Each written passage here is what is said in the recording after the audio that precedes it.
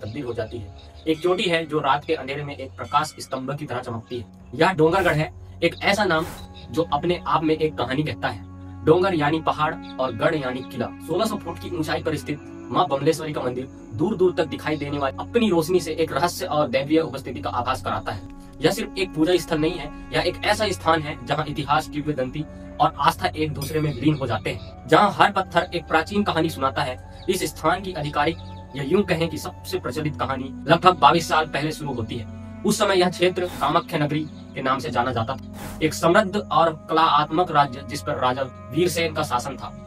राजा वीरसेन एक प्रजापालक और न्यायप्रिय शासक थे, लेकिन उन्हें एक गहरा दुख था।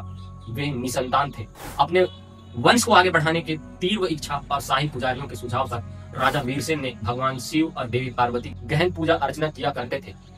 ऐसा करने से उनको उनके भक्ति का फल मिलता है और एक वर्ष के भीतर रानी ने एक पुत्र को जन्म देती है जिसका नाम मदन सेन रखा जाता है। इस दिव्य आशीर्वाद के प्रति अपनी कृतज्ञता व्यक्त करने के लिए राजा वीरसेन ने उस पहाड़ी की चोटी पर एक भव्य मंदिर का निर्माण करवाते हैं, जिसने इस स्थान की आध्यात्मिक नींव रखी थी। यह मंदिर आज बड़ी बमलेश्वरी के नाम से प्रसिद्ध है और इसके चरणों में लगभग आधा किलोमीटर दूर एक और मंदिर है जिसे छोटी बमलेश्वरी कहा जाता है। माना जाता है कि दोनों देवियां बहनें। आज इस पवित्र शिखर तक पहुंचने की यात्रा अपने आप में एक अनुभव है जो भक्तों की आस्था और आधुनिकता के बीच एक विकल्प प्रदान करती है। यहाँ एक रास्ता भक्ति और तपस्या का है जो लगभग 1100 सीढ़ियों की एक चुनौतीपूर्ण चढ़ाई पर है, जहाँ हर कदम एक प्रार्थना है। यह मार्ग उन लोगों के लिए जो शारीरिक परिश्रम के माध्यम से देवी के करीब महसूस करना चाहते हैं। दूसरा रास्ता आधुनिक तकनीक का है, जो है एक रोपवे, जो छत्तीसगढ़ राज्य में अपनी तरह का एकमात्र है। यह रोपवे हवा में तैरती हुई केबल कारों के माध्यम से तीर्थयात्री को पहाड़ी की चोटी तक ले जाता है, जिससे आसपास की हरी भरी घाटियों और तालाबों का मनोरम दृश्य दिखाई देता है। लेकिन इस सुविधा के साथ एक काली पक्ष भी जुड़ा है। हाल के वर्षों में यहाँ कई दुखद घटनाएं हुई है, जिनमें लोगों की जान भी गई है, जो इस आधुनिक यात्रा में एक अनिश्चितता और सस्पेंस का तत्व जोड़ देती है। मंदिर के परिसर में पहुंचते ही वातावरण बदल जाता है। हवा में अगरबत्ती की तीव्र सुगंध आने लगता है, बजती घंटियों की लयबद्ध ध्वनि और भक्तों के मन उच्चारण से भर जाती है। यह एक माहौल गहरी श्रद्धा और पूजा से ओतप्रोत है। भक्त फूल, नारियल और मिठाइयों का प्रसाद चढ़ाते हैं और उनकी आंखों में देवी के प्रति अटूट विश्वास झलकता है। विशेष रूप से नवरात्रि के त्योहार के दौरान यह स्थान लाखों लोगों की आस्था का केंद्र बन जाता है, जो अपनी प्रार्थनाओं और इच्छाओं के साथ यहाँ आते हैं। लेकिन इस भक्ति और शक्ति के पीछे एक रक्त रंजित प्रेम कहानी छिपी है, एक ऐसी त्रासदी जिसने इस पहाड़ी को हमेशा के लिए बदल दिया और एक देवी को यहाँ निवास करने के लिए विवश कर दिया है। राजा वीरसेन और मदन सेन के बाद कामाख्या नगरी की गद्दी पर मदन सेन के पुत्र राजा कामसेन बैठे थे।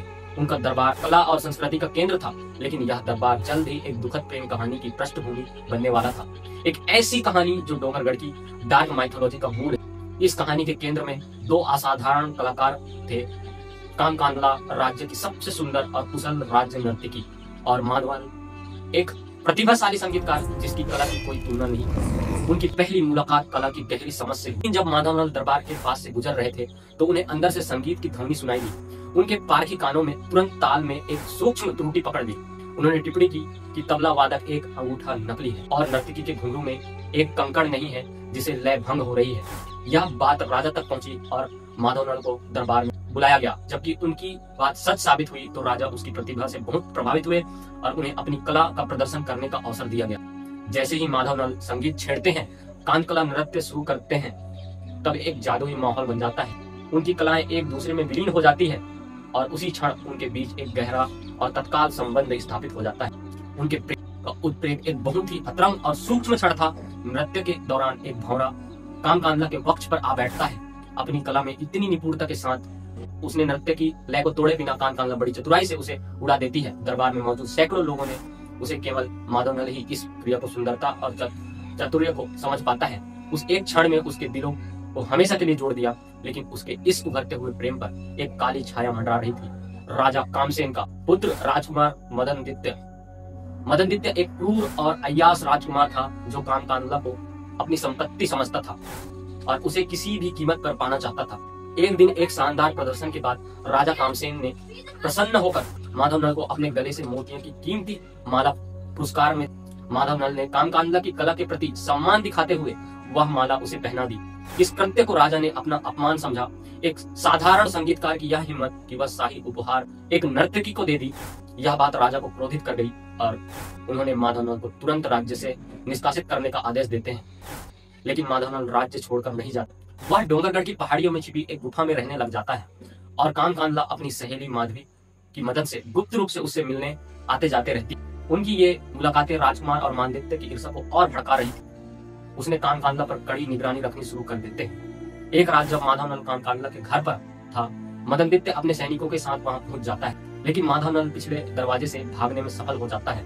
लेकिन राजकुमार का शक गहरा हो जाता है। अंततः राजकुमार ने कानकांडला की सहेली को पकड़ लेता है और धन और भय के लालच देते हैं। इतने में ही उसने सारा सच उगल देती है। इस धोखे ने प्रेमियों के भाग्य पर मुहर लगा दी कि कानकांडला को राजद्रोह के गंभीर आरोप में बंदी बना लिया जाता है और माधवनल को पकड़ने के लिए सैनिक भेजे जाते। यह प्रेम कहानी अब एक जानलेवा खेल में बदल चुकी थी, जिसका अंत केवल त्रासदी में होना था।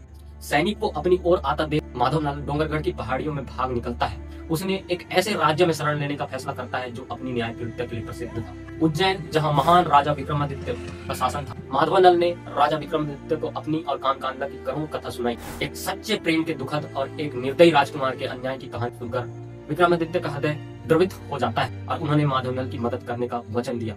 इस प्रकार एक व्यक्तिगत प्रेम कहानी ने महाकाव्य संघर्ष का रूप ले लिया, जिसने दो राज्यों को युद्ध की आग में झोंक दिया। राजा विक्रमादित्य अपनी विशाल सेना के साथ कामाख्या नगरी पर आक्रमण करने के लिए निकल पड़ते हैं। कई दिनों तक चले घनघोर युद्ध ने उस वैभवशाली नगरी को पूरी तरह से तबाह कर दिया। महल और मंदिर खंडहर में बदल गए और सुंदर शहर केवल पहाड़ों और किलों का एक उजाड़ ढेर बनकर रह गया। एक डोंगरगढ़ इस विनाशकारी युद्ध में राजकुमार मदनदित्य माधवनल के हाथों मारा गया और विक्रमादित्य की सेना विजय हुई। न्याय की जीत हुई थी, लेकिन कहानी का सबसे दुखद मोड़ अभी बाकी था। युद्ध समाप्त होने के बाद राजा विक्रमादित्य ने माधवनल और कानकांडला के प्रेम की अंतिम परीक्षा लेने का फैसला किया। उन्होंने पूरे नगर में यह झूठी खबर फैला दी कि युद्ध में माधवनल वीर गति को प्राप्त हो गया। यह खबर जब बंदी कानकांडला तक पहुंची तो उसका संसार उजड़ गया। अपने प्रेम के बिना जीवन की कल्पना से व्याकुल होकर उसने पास के एक तालाब में कूदकर अपने प्राण त्याग दिए। उसका दुख इतना गहरा था कि उसने मृत्यु को चुना। वह तालाब आज भी डोंगरगढ़ में कानकांडला झील के नाम से जाना जाता है, जो उनके अमर प्रेम और दुखद अंत का एक खामोश गवाह है। जब माधवनल को कानकांडला की मृत्यु का समाचार मिला तो वह भी इस सदमे को सहन नहीं कर सका और उसने भी अपने प्राण त्याग दिए। जिस प्रेम के लिए एक पूरे राज्य को नष्ट कर दिया गया था, वह प्रेम अंततः मृत्यु में विलीन हो गया। अपनी जीत को राख में बदलते देख राजा विक्रमादित्य अपराध बोध और दुख से भर गए। जिस उद्देश्य के लिए उन्होंने युद्ध किया था वह विफल हो गया था। पश्चाताप की आग में जलते हुए वह पहाड़ी पर स्थित देवी के मंदिर पर गए और आत्म बलिदान करने का निश्चय किया। जैसे ही उन्होंने अपनी तलवार उठाई तो एक दिव्य प्रकाश प्रकट हुआ और स्वयं मां बमलेश्वरी देवी बागलामुखी के रूप में उसके सामने प्रकट हुई। देवी ने उन्हें ऐसा करने से रोका। विक्रमादित्य ने देवी से प्रार्थना की और उन दोनों प्रेमियों को पुनर्जीवित करने का वरदान मांगा। देवी ने उनकी प्रार्थना स्वीकार कर ली, लेकिन इस चमत्कार के बदले में विक्रमादित्य ने देवी से यह भी वरदान मांगा कि वह हमेशा के लिए इसी पहाड़ी पर अपने जागृत रूप में विराजमान रहेंगे, ताकि भविष्य में आने वाले सभी भक्तों का कल्याण कर सके। देवी ने यह वरदान दिया और तब से बमलेश्वरी डोंगरगढ़ की पहाड़ियों पर साक्षात रूप से प्रतिष्ठित है, जो एक दुखद प्रेम कहानी से जन्मी एक शक्तिशाली शक्तिपीठ की रक्षा कर रही है। डोंगरगढ़ की यह कहानी, जिसमें प्रेम, युद्ध, त्रासदी और दैवीय हस्तक्षेप शामिल है, अपने आप में पूर्ण लगती है। यह उस प्रकार की कथा है जो पहाड़ियों से सुनाई जाती है, जो इस स्थान को एक पौराणिक और नाटकीय पहचान देती है।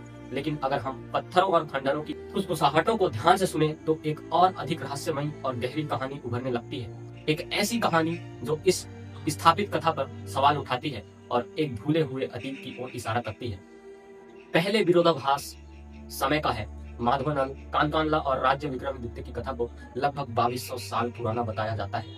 हालांकि आर्कियोलॉजिकल इन्वेस्टिगेशन से जो साक्ष्य मिले हैं वे एक अलग ही समय रेखा प्रस्तुत करते हैं। डोंगरगढ़ में पाए गए कई स्तंभ और संरचनाएं कलचुरी राजवंश के समय की है। उन्होंने इस क्षेत्र में 12वीं से 13वीं शताब्दी ईस्वी के बीच शासन किया था। यह लगभग 1000 साल का अंतर है, जो यह सवाल खड़ा करता है कि क्या लोकप्रिय किंवदंती और ऐतिहासिक तथ्य एक ही कहानी के हिस्से हैं या वे दो अलग अलग युगों की प्रतिं हैं। लेकिन सबसे महत्वपूर्ण और रहस्यमय खोज मूर्ति कला से संबंधित है। यहाँ पाई गई कई प्राचीन मूर्तियां की शैली विशेष रूप से उन पर उकेरे गए आभूषण, वस्त्र और केसवी न्यास गोंड कला से अद्भुत समानता रखते हैं। गोंड, जो मध्य भारत की प्रमुख जनजातियों में से एक है, अपनी एक विशिष्ट और शक्तिशाली कलात्मक का परंपरा है। यह समानता इस बात का एक मजबूत संकेत दी है कि 16वीं शताब्दी ईस्वी के दौरान डोंगरगढ़ गोंड राजाओं के शासन में था। यह खोज केवल एक कलात्मक विवरण नहीं है, यह इतिहास की एक पूरी तरह से अलग परत को उजागर करती है, जो लोकप्रिय कथा के नीचे दबी हुई है। यह हमें एक महत्वपूर्ण निष्कर्ष पर पहुंचाता है। डोंगरगढ़ एक एकल आयामी इतिहास वाला स्थान नहीं है, बल्कि यह एक कल्चरल एलिमेंट है, एक चारपत्र की तरह जिस पर पुरानी लिखावट को मिटाकर नई कहानी लिखी है। लेकिन पुरानी लिखावट की धुंधली छाप अभी भी दिखाई देती है। यह बहुत संभव है कि जो लोकप्रिय हिंदू प्रेम कहानी हम आज सुनते हैं वह एक बात की कथा है, जिसे या तो एक पुरानी आदिवासी कहानी के ऊपर आरोपित कर दिया गया या उसे पूरी तरह से बदल दिया। इसकी प्रक्रिया को समझना कठिन नहीं है। यह पहाड़ी कलचुरी या विक्रमादित्य की कथा के लोकप्रिय होने से बहुत पहले से स्थानीय जनजातियों जैसे गोंड के लिए एक पवित्र स्थान रही हो। जब बाद की संस्कृतियों या शासकों ने इस क्षेत्र पर अपना प्रभुत्व स्थापित किया तो उन्होंने इस स्थान की स्थानीय शक्ति और महत्व को पहचाना होगा। इस पवित्र स्थल को अपनी संस्कृति में आत्मसात करने का सबसे प्रभावी तरीका यह था कि इसे एक प्रसिद्ध अखिल भारतीय कथा से जोड़ दिया जाए। राजा विक्रमादित्य जैसे एक महान पौराणिक राजा का नाम जोड़कर उन्होंने इस स्थान को एक व्यापक हिंदू ब्राह्मण का हिस्सा बना दिया है, जिससे उनका शासन वैध हो गया है और स्थानीय लोगों की आस्था को एक नई दिशा मिली। इसलिए डोंगरगढ़ की डार्क माइथोलॉजी केवल दो प्रेम कहानियों की त्रासदी नहीं है, यह एक पूरी स्वदेशी संस्कृति के इतिहास में संभावित विलोपन की भी कहानी है। पत्थर में उकेरे गए गोंड कला की बूझ एक गहरा सवाल पूछती है। माँ बमलेश्वरी के इस पहाड़ी पर प्रतिष्ठित होने से पहले यहाँ किसकी पूजा होती थी? इस पहाड़ी का मूल संरक्षक कौन था? यह सवाल हमें डोंगरगढ़ की सतह के नीचे छिपे एक और भी गहरे और प्राचीन रहस्य की ओर ले जाता है। एक ऐसा रहस्य जिसका जवाब हमें पास के एक और पवित्र स्थलीय कछारगढ़ की गुफाओं में मिल सकता है।